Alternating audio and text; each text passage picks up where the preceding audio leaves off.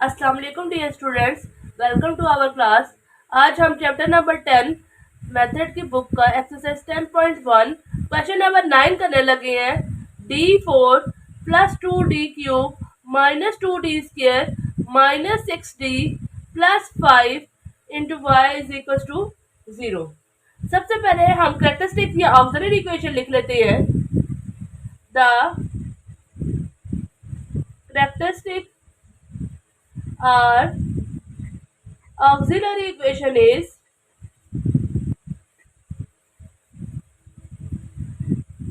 d4 plus 2d³ minus 2d² minus 6d plus 5 is equals to 0। देखें, ये आपके पास fourth degree equation है। d4 से पता चलेगा कि आपके पास फोर्थ डिग्री इक्वेशन है। तो इसे कैसे सॉल्व करते हैं? इसे आपने बाय सिंथेटिक डिवीजन सॉल्व करना है।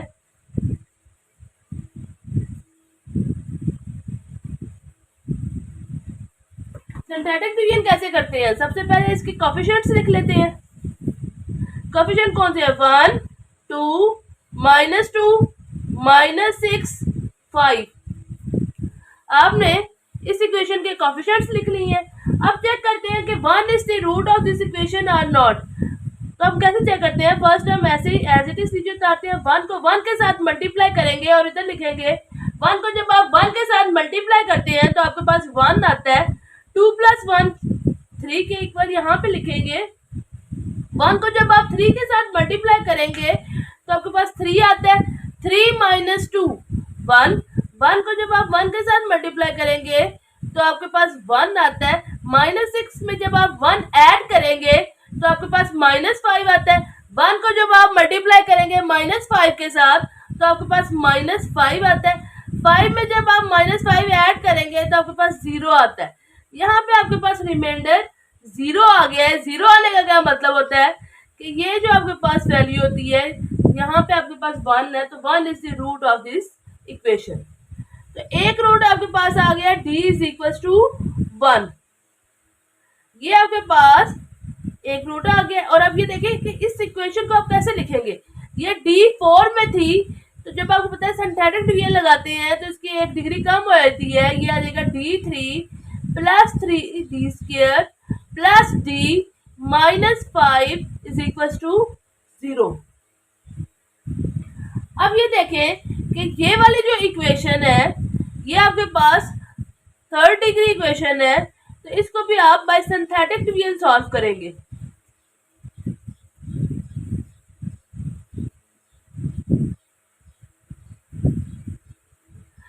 जी, सिंथेटिक डिवीजन कैसे लगाते हैं? सबसे पहले इसकी कोएफिशिएंट्स लिख लेते हैं। तो वो कोएफिशिएंट्स क्या है? 1 3 1 -5। जी, चेक करते हैं कि 1 is the root of this equation और नॉट। तो सबसे पहले आप 1 एज इट इज नीचे उतारते हैं। 1 ऐसे लिखा जाएगा। 1 को जब आप 1 के साथ मल्टीप्लाई करेंगे तो आपके पास 1 आ जाएगा। 3 + 1 4। 1 को जब आप 4 के साथ मल्टीप्लाई करेंगे तो आपके पास 4 आएगा। 4 + 1 5। 5 को जब आप 1 के साथ मल्टीप्लाई करेंगे तो आपके पास 5 आता है। -5 + 5 रिमाइंडर आपके पास यहाँ से 0 आ गया है। 0 रिमाइंडर आने का क्या मतलब है कि ये जो 1 है is the root of this equation. तो ये आपके पास एक और रूट आ गया, d इज इक्वल टू 1। अब ये वाला जो आपके पास इक्वेशन बनेगी ये आपके पास सेकंड डिग्री इक्वेशन बनेगी। आएगा d² plus 4d plus 5 is equal to 0। देखिए जी, ये आपके पास क्वाड्रेटिक इक्वेशन है। इसको आप 3 मेथड से सॉल्व कर सकते हैं। By quadratic formula, by completing square, by factorization भी सॉल्व किया जा सकता है। तो मैं इसे बाय क्वाड्रेटिक फार्मूला सॉल्व करने लगी हूँ। वो कैसे करते हैं?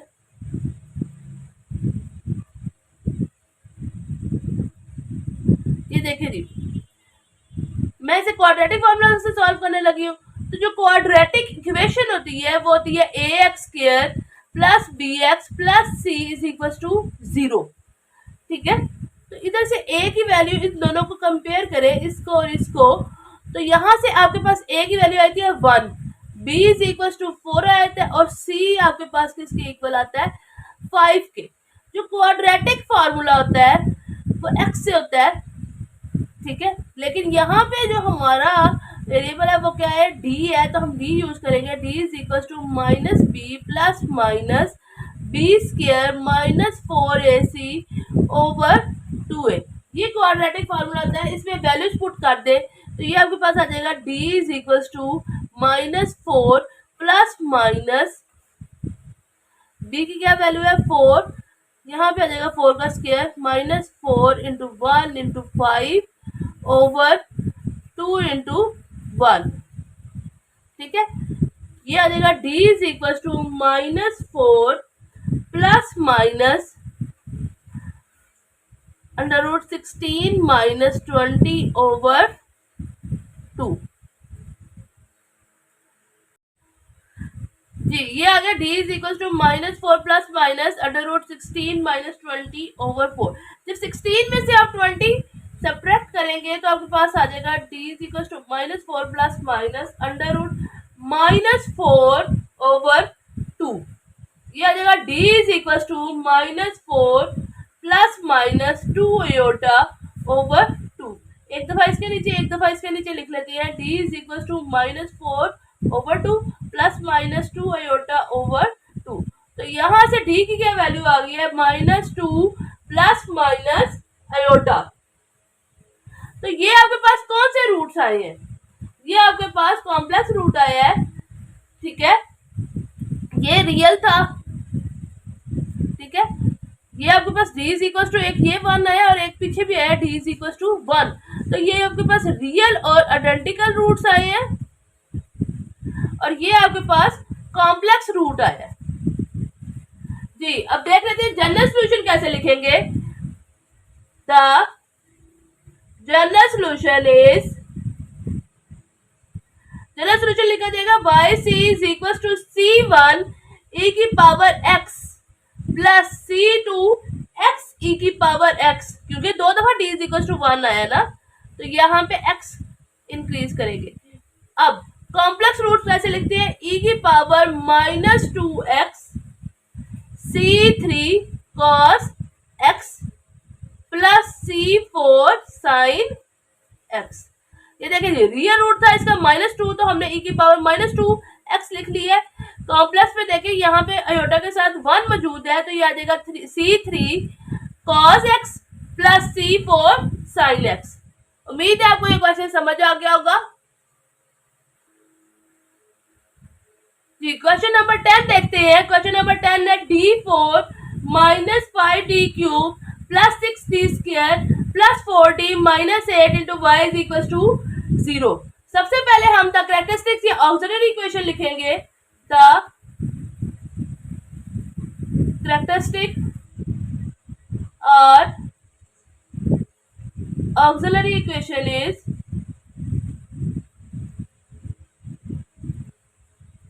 d4 minus 5d cube plus 6d square plus 4d minus 8 is equal to 0।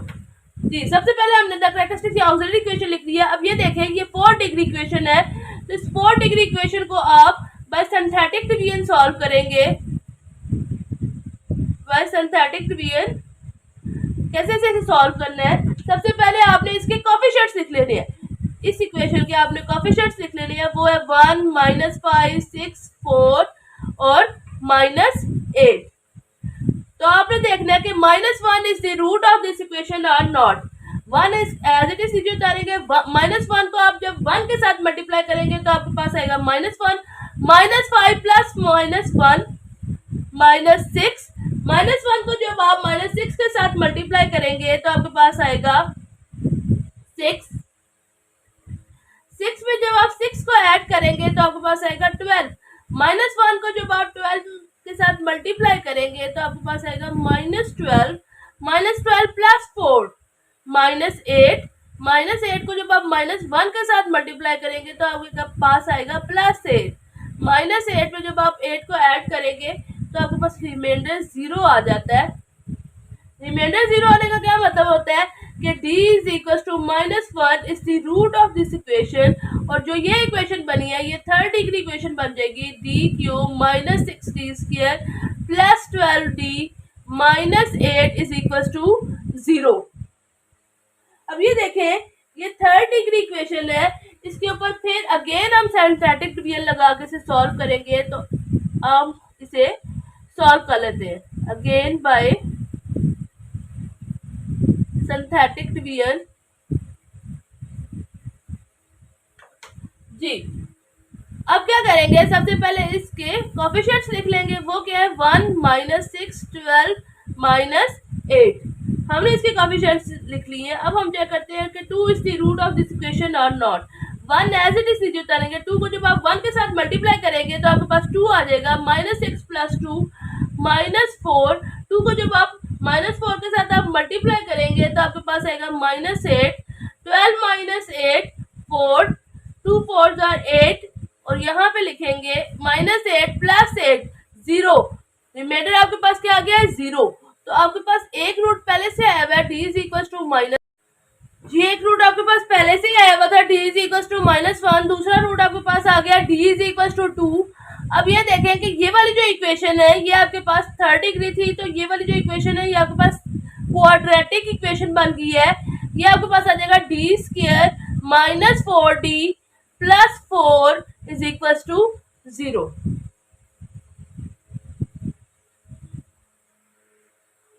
इस क्वाड्रेटिक इक्वेशन को आप बाय क्वाड्रेटिक फार्मूला भी सॉल्व कर सकते हैं, बाय फैक्टराइजेशन भी कर सकते हैं, बाय कंप्लीटिंग स्क्वायर भी कर सकते हैं। मैं यहाँ पे से बाय कंप्लीटिंग स्क्वायर से सॉल्व करने लगी हूँ।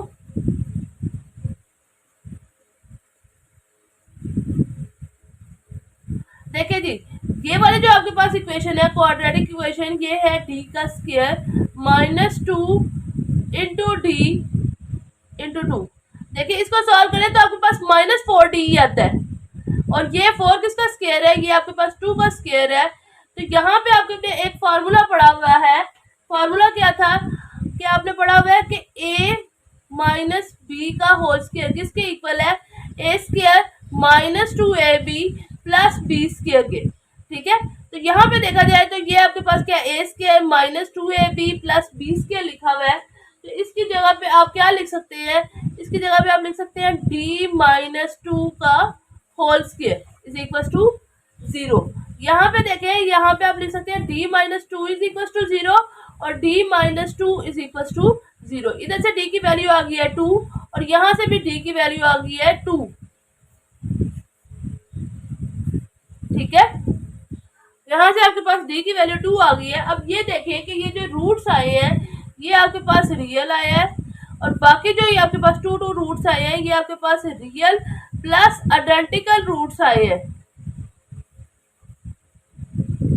आइडेंटिकल रूट्स है ना, तो आप ये देखें कि इसका जनरल सॉल्यूशन कैसे लिखना है। The general solution is